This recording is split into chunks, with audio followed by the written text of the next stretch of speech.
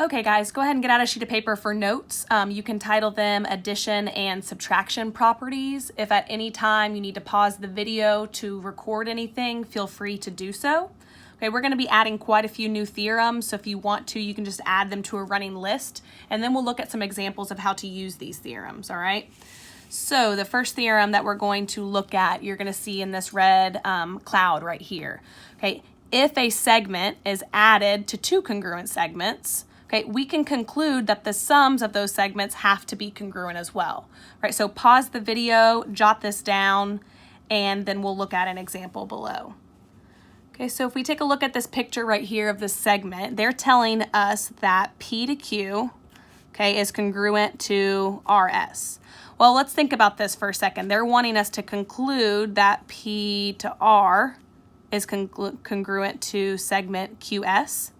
Well, based on this theorem up here, if a segment is added to two congruent segments, so we're adding segment QR, if segment QR is added to this segment, and if segment QR is added to this segment, we can then conclude, okay, that these segments are congruent by this theorem. Okay, so you're going to make this conclusion and you are going to back it up with this reason. All right, let's go ahead and go look at the next theorem. All right, so this theorem states that if an angle is added to two congruent angles, okay, the sums have to be congruent.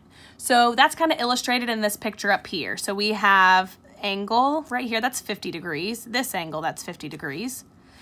If we add angle JFH, okay, to this one, and if we add angle JFH to this one, we can conclude that angle EFH,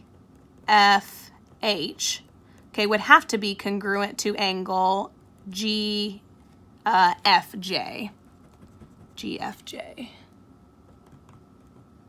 Okay, and this conclusion would be by this theorem, right? If an angle is added to two congruent angles, then the sums are congruent. Okay, one thing that I want to remind you of, just to put in your notes, remember if you have identical tick marks, those are indicating congruent parts, which we'll see in this next one. Okay, let's start with this first theorem up top, this first red cloud. So we have that if congruent segments are added to congruent segments, okay, the sums must be congruent. So that's illustrated up here. We have that this one is congruent to this one, and then they're adding congruent segments to these segments that we already said were congruent. Well, if that's the case, then we can make the conclusion that KM, right, the sum of those congruent segments is congruent to the sum of these congruent segments. Okay, and we would be making this conclusion by this theorem. All right, pause the video if you need to. Take a look at this one.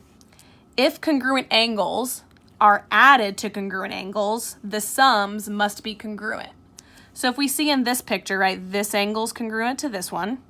If we add a set of congruent angles to the ones that are already congruent, we can go ahead and make the conclusion that angle TWX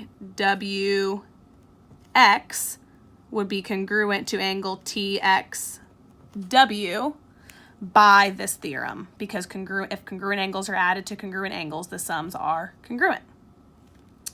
All right. And for the last two theorems of the day, let's start with this first one right here. If a segment or an angle is subtracted from congruent segments, or we could be talking about angles, okay, the differences must be congruent. So let's talk about this picture right up here.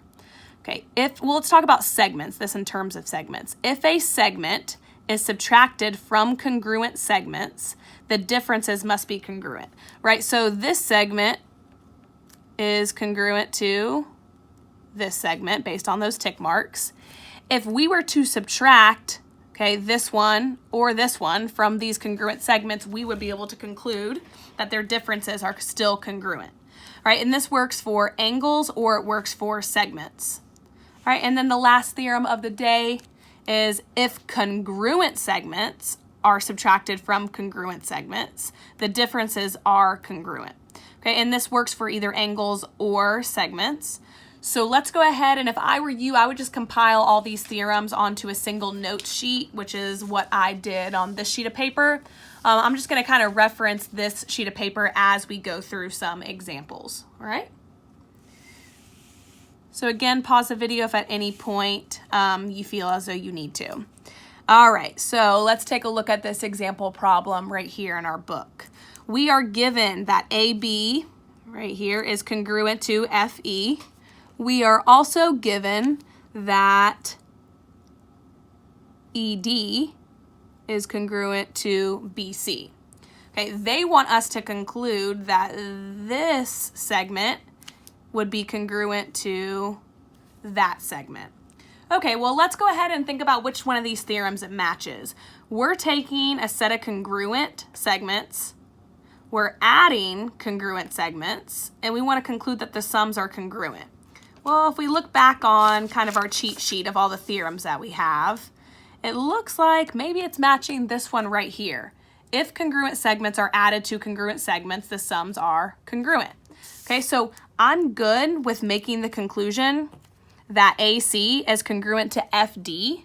Okay, and the reason for this is, okay, because, and I'm just going to write my answer over here. If congruent segments are added to congruent segments, okay, that implies that their sums are congruent. So you can write the theorem out word for word, or you can use symbols. All right, let's take a look at another problem. Okay, we'll take a look at problem number 2. They are giving us that G to J, so G to J is congruent to H to K. Okay, they want us to conclude somehow that this segment is congruent to this segment. All right, well, we're not quite there yet, so I'll erase those markings, but let's think about it. We know that these segments are equal in length. Well, what if I subtract HI from GI, and what if I subtract HI from HK?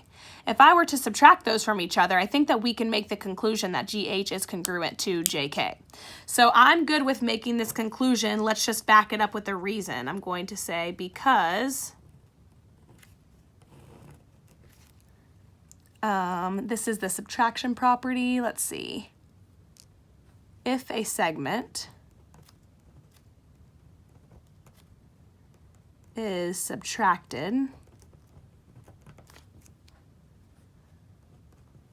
from congruent segments, okay, that's going to imply that the differences are congruent. Okay, so that's a theorem that we would be backing that up with. All right, and I'm going to do one last one before I end this video, and you guys can get started on some of those homework questions. All right, so take a look at problem number 3. We are told that this angle is congruent to this one. Okay, we're also told that this angle is congruent to this one. Okay, we're wanting to conclude that NOR, so this one right here, is congruent to NPR. Well, let's consider this for the second. If we take this big congruent angle and we subtract out this other set of congruent angles, I think we can conclude that these two angles are congruent by one of those theorems that we just spoke about. So I'm going to accept this conclusion, and I'm going to back it up with the reason.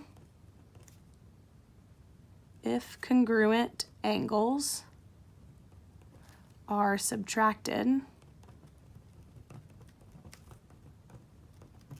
from congruent angles, okay, that's going to imply that the differences are congruent. All right, that concludes the video. You can go ahead and try some of those homework questions that you see on the blog. Thanks, guys.